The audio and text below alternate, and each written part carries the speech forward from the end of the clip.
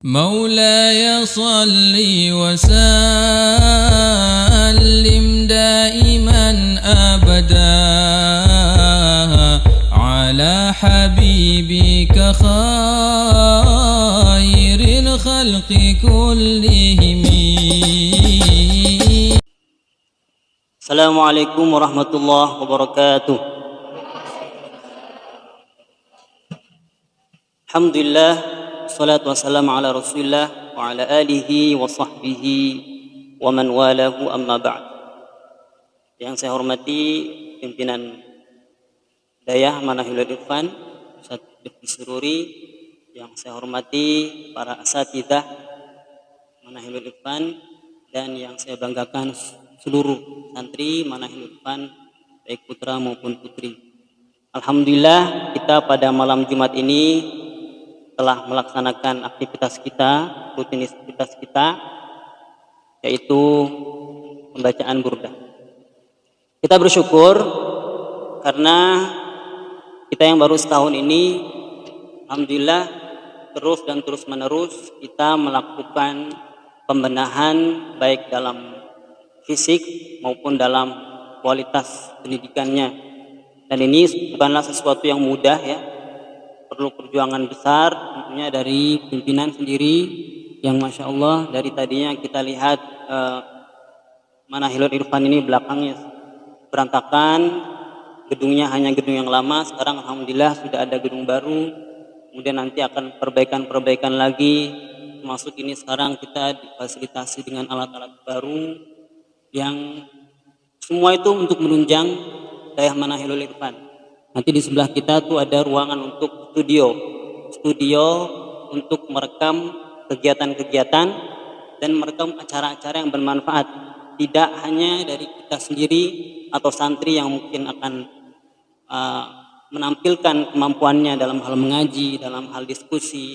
Kita juga nanti akan memanggil guru-guru kita di luar yang insya Allah bisa memberikan motivasi kepada kita, manfaat bukan hanya kepada kita yang ada di sini, tapi untuk seluruh orang-orang yang bisa mengakses kita Manahilul Irfan TV, dan seluruh orang di muka bumi insya Allah bisa melihat tampilan yang akan kita suguhkan di TV Mahir. Nah, ini adalah satu keberkahan yang patut kita syukuri, dan ini sesuatu yang diperjuangkan oleh pimpinan. Tentunya kita doakan pimpinan senantiasa diberikan kesehatan oleh Allah Subhanahu wa taala dan diberikan usia yang panjang. Karena orang yang baik itu kita doakan usianya panjang. Karena kehidupan yang panjang itu diisi dengan hal-hal yang bermanfaat untuk orang lain. Seorang itu dilihat bukan daripada usianya yang panjang atau tidaknya, tapi pendek atau panjangnya itu bermanfaat apa tidak. Imam Syafi'i itu usianya hanya 40 tahun. Tapi kitabnya sampai hari ini kita pelajari. Berarti kita bisa mengatakan bahwasanya Imam Syafi'i, berarti kita mengatakan Imam Syafi'i itu setiap tetesan wudhu yang kita lakukan itu Imam Syafi'i sampai kepada transfer pahalanya, amal jariahnya sampai. Bahkan itu orang yang berwudhu di muka bumi ini setiap waktu, setiap detik, saya kira tidak berhenti. Itu hanya wudhu saja, belum praktek-praktek fikih yang lain. Itulah namanya keberkahan ilmu. Usianya cuma sedikit ya. Al-Imam An-Nawawi 40 tahun itu. Jadi usianya sedikit tapi kitab-kitabnya masih kita pakai. Setiap huruf yang kita baca kita pakai. Nah, kini kita bersama dengan orang-orang yang baik, dengan guru kita, dan mudah-mudahan beliau betul-betul Allah berikan selalu rahmat dan hidayahnya serta taufik. Semoga beliau selalu diberikan inspirasi yang baik untuk membesarkan Manahilul Irfan, yang insya Allah Manahilul Irfan ini bukan untuk orang Aceh saja, tapi insya Allah untuk Indonesia dan untuk seluruh dunia. Maksudnya apa untuk Indonesia dan seluruh dunia? Lulusan-lulusan dari Manahilul Irfan ini pasti nanti akan berkiprah dimanapun tempatnya. Di sini ada orang Takengon, ada orang Palembang, kemarin ada orang Medan, ada orang dari Aceh Timur. Nah, ini semua akan bermanfaat bagi daerah-daerah masing-masing. Belum tentu nanti kalian akan pulang ke rumah kalian masing-masing. Bisa jadi nanti kalian akan berkiprah di tempat-tempat yang bukan di tempat kalian. Saya sendiri bukan di Bogor, tapi saya serang dia ada di Aceh.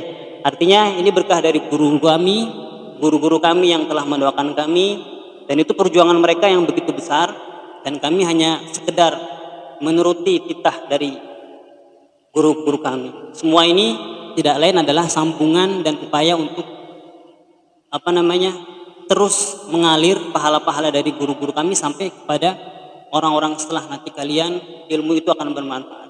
Maka yang kekal di muka bumi ini sampai pada hari akhir bahkan itu adalah ilmu kita yang bermanfaat. Kalian diajarkan oleh Ustaz Rifki Al-Fatihah, kalian baca Al-Fatihah itu setiap sholat, kemudian kalian ajarkan kepada anak kalian, kepada murid-murid kalian, itu yang tidak akan habis, tidak akan berhenti. Meskipun kalian sudah meninggal, meskipun Ustaz Rifki sudah wafat, tapi murid-murid kalian yang terus mengalir, pahalanya akan sampai kepada guru-guru kalian semua. Nah, ini adalah suatu perbendaharaan yang tidak akan ada habisnya. Maka seorang yang kaya itu sebetulnya bukan orang yang uangnya banyak, tapi orang yang kaya. Saya melihat guru-guru saya sudah wafat itu setiap hari ada yang murojaah dari kami, maka beliau sampai kepada pahalanya itu kepada mereka beliau itu. Dan alhamdulillah guru-guru saya misalkan yang ada di Yogyakarta, mereka yang sudah wafat sekarang santrinya udah ribuan bahkan puluhan ribu, itu berarti kan mereka sudah memberikan manfaat kepada seluruh orang, dan itu tidak sesuatu yang tidak akan terhenti-hentinya. Itulah kenapa kita menjadikan hafalan Al-Quran sebagai landasan pertama kita dalam menuntut ilmu. Ketika kamu sudah hafal Quran nanti, jangan sampai berhenti hafal saja, tapi kalian akan belajar apa yang terkandung dalam Al-Quran. Kalian akan belajar hal-hal yang terkait mengenai Al-Quran. Kemudian kalian berusaha untuk mengamalkan Al-Quran. Tidak hanya pada bagian-bagian agamanya saja, tapi nanti masuk kepada pengenalan ilmu-ilmu alam yang itu semua pasti terkait dengan Al-Quran semua. Dan kalian akan bermanfaat di situ. Para santri yang dimuliakan Allah Subhanahu wa taala, tadi kita sudah membaca sholawat burdah. Sholawat burdatul madih, pujian kepada Rasulullah sallallahu alaihi wasallam. Satu kisah daripada sejarah adanya kitab ini adalah Al-Imam Busiri. Al-Imam Busiri ini seorang penyair ulung yang sangat-sangat dikenal.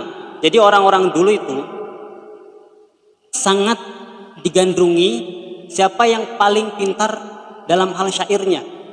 Kalau sekarang yang paling orang suka itu dicari-cari sama orang.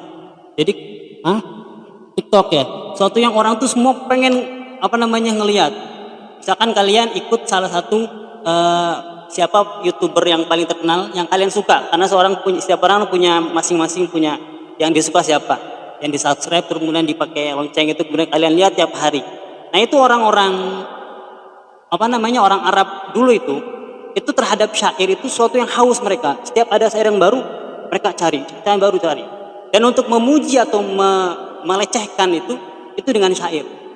Jadi kalau orang dilecehkan dengan kata-kata saja, hei kamu jelek segala macam, itu biasa aja. Tapi kalau sudah dengan syair, itu sesuatu yang orang betul-betul menghayati. Hari ini orang kecintaan terhadap puisi itu biasa, syair itu biasa dalam pandangan saya. Karena setiap orang kadang-kadang punya karangan puisi misalkan, itu kadang-kadang yang paham puisi itu hanya pengarangnya saja, atau orang-orang yang menyukai sastra. Dan itu jarang sekarang hari ini. Di Aceh sekalipun atau di mana jarang orang yang suka sastra. Makanya buku-buku puisi itu biasanya hanya dipahami oleh orang-orang yang penulisnya atau orang-orang yang memang tahu makna sastra. Tapi dulu di bangsa Arab itu pada saat itu mayoritas orang tuh suka dengan sastra. Maka ketika ada buku baru, kalau sekarang ya ada buku baru pasti cari mereka buku-buku itu. Itu saking hausnya dan sukanya terhadap syair. Nah, Al-Imam Al-Busiri ini dia itu sangat-sangat pintar dalam syair, bahkan sangat terkenal. Mungkin zaman dulu, kalau zaman sekarang namanya tuh artis-artis yang terkenal betul, nyanyinya paling enak gitu. Nah, ini diundang-undang oleh para raja-raja. Kalau dulu syair itu seperti orang konser. Kalau sekarang kan konser, katakan konser apa yang siapa sih? Konser yang paling terkenal apa sekarang? Penyanyi-penyanyi yang terkenal gitu. Kemudian BTS seperti itu. Nanti ketika ada jadwal gitu kan, ada jadwal BTS akan hadir di Indonesia, wah senang gitu, orang-orang kayak kalian yang suka itu langsung pengen betul ketemu. Kemudian ada ribuan orang nunggu di depan itu, bahkan ada yang sampai nangis ya, mewek-mewek di depan BTS, ada yang sampai peluk-peluk kayak gitulah kira-kira. Nah pada saat itu syair adalah tempatnya seperti itu, jadi orang tuh sangat-sangat menunggu dan suka betul. Dan itu lebih dari sekedar nyanyian hari ini, artinya dari selintas usia, orang tua, anak-anak, pemuda, bahkan nenek-nenek itu suka dengan syair. Nah, Imam Busiri ini sering diundang oleh raja-raja di istana-istana untuk memuji raja. Namanya raja kan dia pengen disandung-sandung, pengen dipuji-puji. Wah, raja adalah orang terhebat di dunia, tidak ada di muka bumi orang yang paling hebat. Wah, jadi dibikin selangit.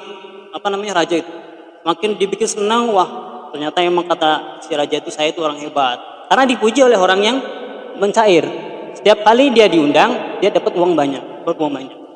Dia dapat undangan, katakan hari ini setiap hari itu berkali-kali undangan gitu ya. Sehingga uangnya pasti banyak. Tapi lama kelamaan itu membuat dia bosan. Dia haus. Sehingga dia orang kan ada titik jenuh ya. Jika seorang melakukan sesuatu yang itu saja, walaupun itu sesuatu yang sangat menghasilkan uang bagi dia banyak, sangat menyenangkan, apapun itu ya, sesuatu itu pasti bosan ya, apapun, kecuali Al-Quran dan sholawat. Nah, kita punya profesi satu yang itu aja, kecuali Quran dan sholawat, itu pasti ada titik jenuhnya. Nah, Imam Busiri ini awalnya gitu, ketika dia sudah berpuluh-puluh tahun diundang dan menjadi orang terkenal, jadi artisnya.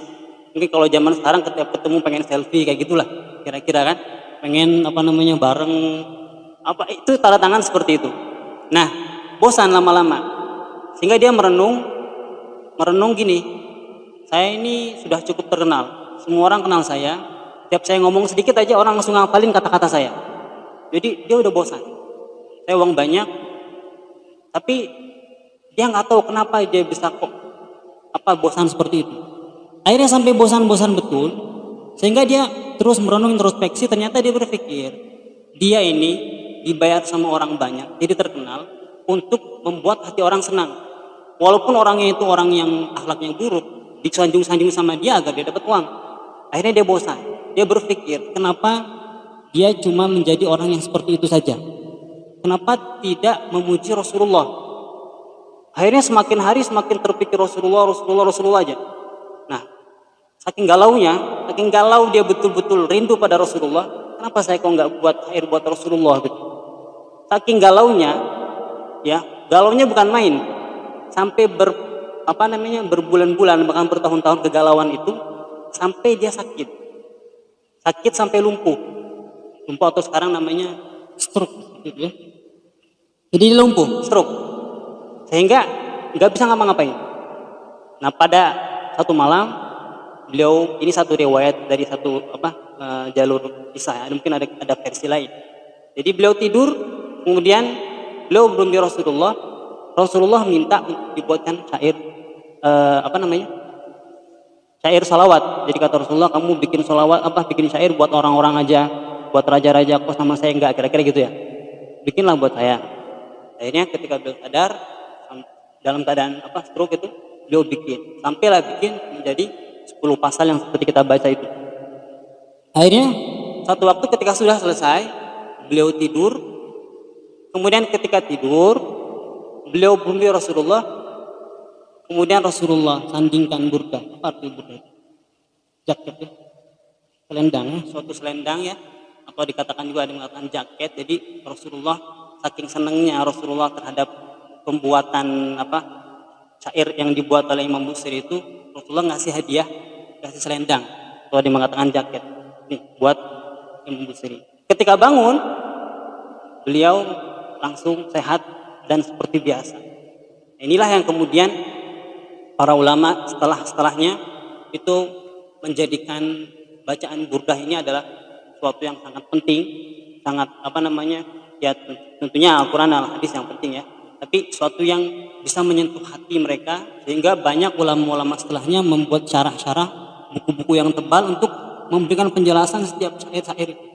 Jadi kalau kita pahami makna-makna syair itu maknanya banyak sekali. Itu sampai berhalaman-halaman satu syair saja. Apalagi sampai 10 pasal itu yang isinya sekitar 160 pasal itu dibuat oleh banyak para ulama-ulama ketika itu sampai zaman-zaman puluhan bahkan ratusan tahun setelahnya. Ini menunjukkan bahwasanya burdah itu bacaan yang luar biasa. Bahkan di satu tempat guru-guru kita itu menjadikan burdah sebagai bacaan untuk tawasul kita agar mendapatkan apa yang kita inginkan, hajat. Jadi kita memuji Rasulullah, kita ada hajat apa nih? Kita butuh pertolongan Allah dalam kebutuhan apapun. Itu kemudian kita niatkan hadap kiblat, wudu, kemudian kita ya Allah dengan berkah burdah ini kabulkanlah doa-doaku. Di Yaman itu sering kali paceklik itu kemarau yang tidak ada air, maka kemudian para habaib, para ulama di sana baca burdah dengan sungguh-sungguh muji Rasulullah, kemudian setelah itu paceklik itu kembali hilang.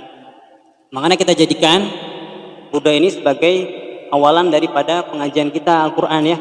Sebelumnya kita sering baca burdah setiap sebelum mengaji hafalan Quran, walaupun satu pasal saja kita baca, maka itu insya Allah ada keberkahan daripada bacaan kita.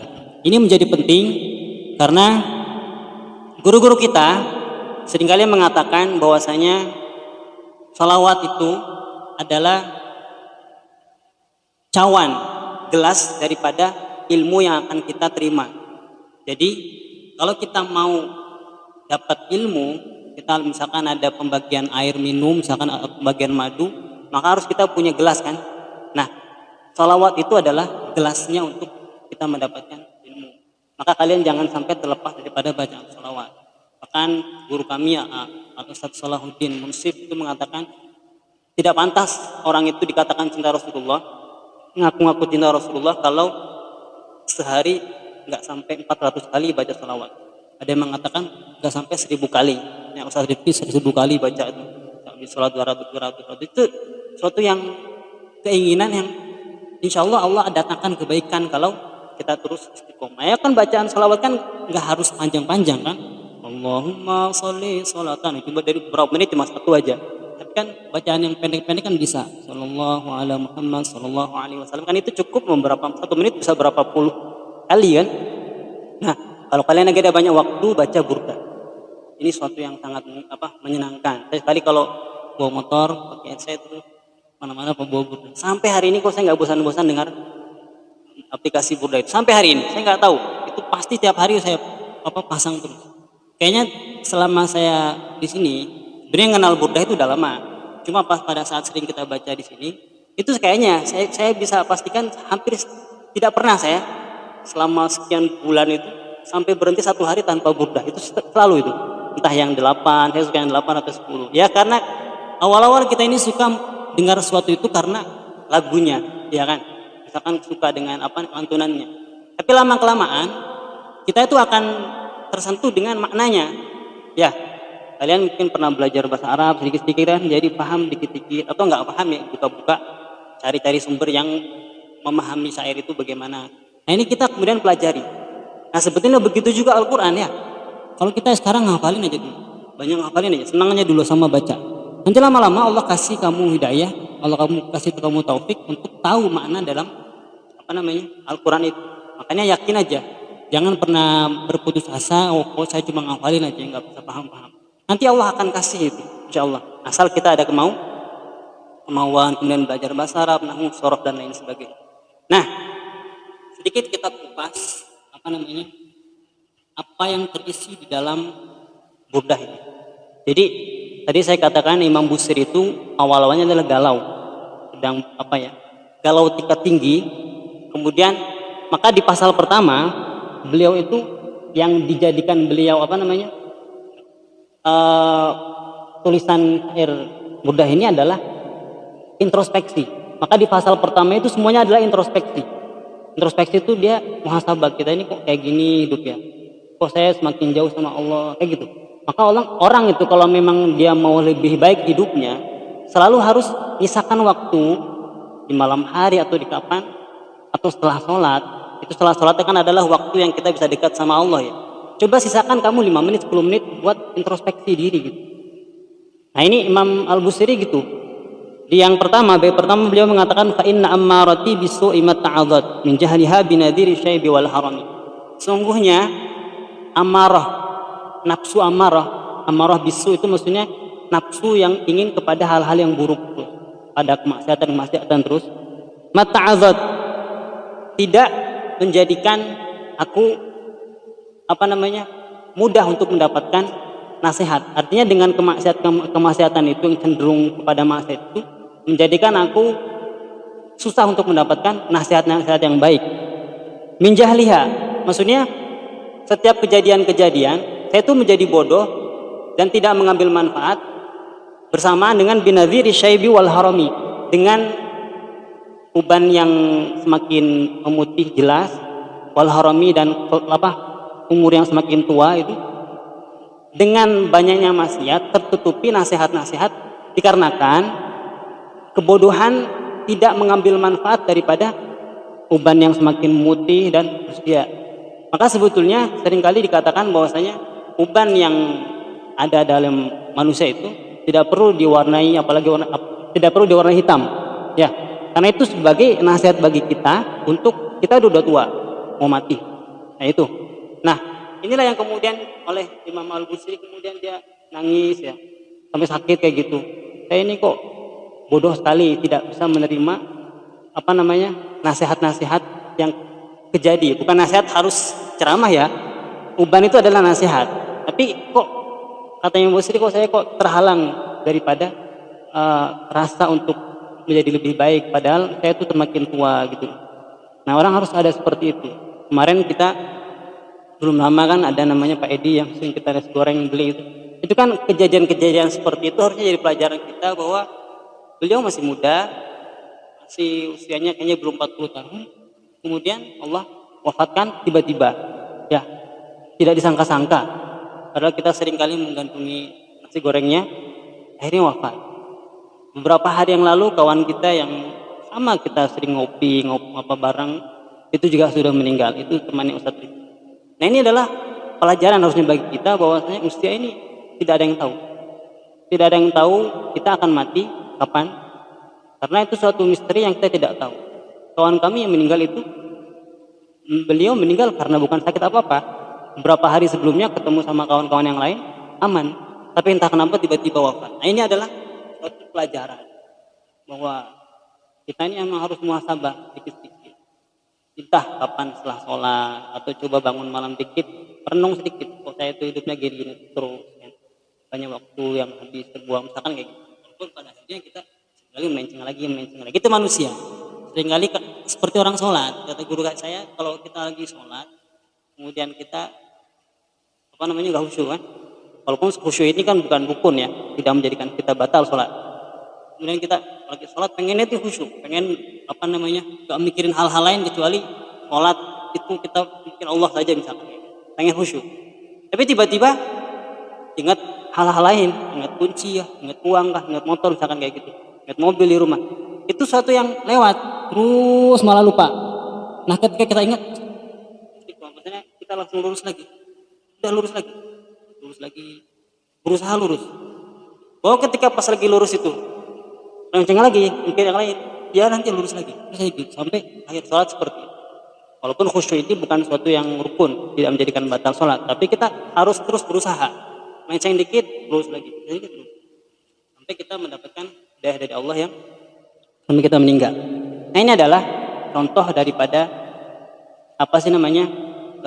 kegalauan Imam Al-Busiri. Kemudian beliau juga nasihat, wan nafsu katifli in tuhmilhu syabba ala hubbir radai wa in taqtimhu yanfatimu. Nafsu itu seperti anak kecil katanya. Nafsu itu seperti anak kecil yang anak kecil kan pengen nyusu terus ya kan sama ibunya kan, terus pengen nyusu. In tuhmilhu syabba ala, kalau ibunya tuh ngasih terus itu akan jadi nyusu terus. Jadi sampai usia berapa itu kalau disuruhin terus, dikasih terus, itu nggak akan berhenti dia minta terus. Tapi ada kalanya di usia yang di stop, usia berapa itu? 2 tahun? Usia 2 tahun itu harus berhenti. anaknya pengen nangis segala macam, maka disapi. Tadi simpan apa gitu, kemudian anaknya jadi ketika mau nyusu jadi nggak suka, jadi nggak mau, itu disapi, akhirnya jadi nggak mau. Nah nafsu itu kata Imam Al-Busiri kayak gitu, kalau kita turutin terus kita nggak akan selesai, maka harus kita tutup dengan kunci yang kita jadi nggak suka lagi sama nafsu itu. Walaupun nafsu itu kan harusnya dikendalikan ya, bukan kemudian dihilangkan. Artinya kita harus betul-betul bisa mengendalikan. Nafsu itu tidak akan bisa hilang, tapi kita yang mengendalikan. Kemudian di akhir bab di pasal 10 itu tinggal doa-doa. Jadi Imam Al-Busiri setelah galau, kemudian semakin memahami berusaha untuk dekat sama Allah, kemudian dia bercerita tentang Rasulullah segala macam, kehidupan Rasulullah, perjuangan Rasulullah. Di akhir pasal beliau kemudian berdoa yang banyak. Ini isinya di belakang ini doa sampai akhir. Di antara doanya adalah ya Rabbi waj'al rajai ghairu mun'akisin ladaika. Jadi beliau mengatakan, wahai Tuhanku, jadikanlah harapanku itu ghairu mun'akisin. In'akasa itu maksudnya bengkok. Maksudnya harapan kita itu tidak bengkok, lurus sesuai dengan apa yang diinginkan Allah Subhanahu wa taala. Jadi ingin keridhaan Allah seperti itu. Kita pengen apa-apa, maunya Imam Busiri itu sesuatu yang kita inginkan itu sesuai dengan apa yang Allah ridhai. Ya kalau Allah nggak ridho dengan apa yang kita minta, ya nggak usah. Tapi kalau apa yang kita minta itu sesuai dengan yang Allah mau, ya mudah-mudahan itu tercapai dan Allah ridho.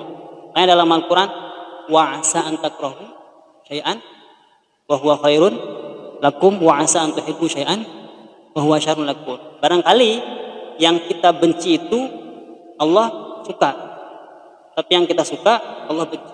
Makanya kita minta sama Allah apapun, kalau doa minta apapun, ujung-ujungnya Allahumma inna nas'aluka ridhaka wal jannah wa na'udzubika min sakhatika wan nar. Kita boleh kok minta mobil 10, rumah 10, boleh kita. Tapi tetap ujungnya kita tuh minta ridho Allah. Kalau Allah nggak ridho ya buat apa, kan gitu.